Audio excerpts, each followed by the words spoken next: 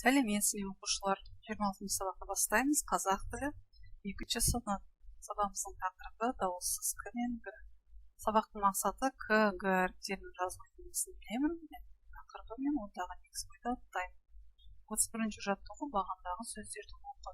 Жүрек, жүрегі, кірпік, кірпігі, тілек, тілегі, көк, көгі, әйнек, әйнегі, білек, білегі.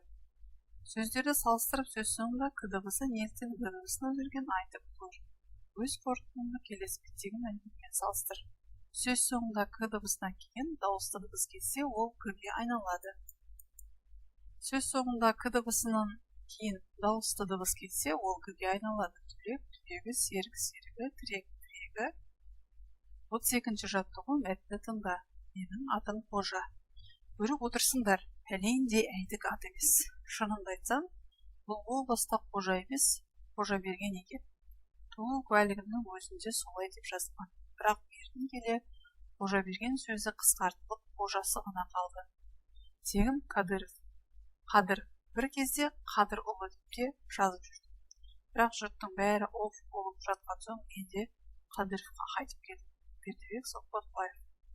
Мәтінде кім жайында айтылған? Мәтінде қожа туралы айтылған. Мәтінде ат қой. Мәтінде менің атым Қожа деп қойсақ болады. Қарамен жазылған сөздерде қандай дыбыстар өзгеріске ұшыраған деп ойлайсың. Куәлік, куәлігің, тек, тегім.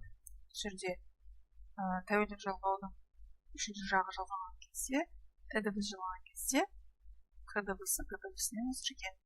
Алексеевтің жалғауында тек дауыс дыбыс тәуелдік жалғауда бірінші жағының м жалғау жалғаған кезде, к дыбысы г дыбысынан өзгерген. 33-ші жаттығу көп нүктенің орнына тиіс сөздерді қойып сөйлемдерді көшіріп жаз. Менің тегім Қадыров, атым Қожа, туған жерім Қазақстан, мен 2-ші сыныпта оқимын. Шығармашылық үзіліс. 34-ші жаттығу бос төркөздерге к дыбысынан басталатын сөздерді тауып жаз. Кесе, көйлек, көркем, көбелек, көмектесу. К дыбысы қандай дыбыс? К дыбысы дауыссыз қатаң дыбыс. К дыбысы сөздің қай жерінде келіп тұр? К дыбысы сөздің басында келіп тұр. 35-ші жаттығу бос төркөздерге әріптерді сағаттағы сан ретімен орналастырып оқы. Шыққан мақалды жаз.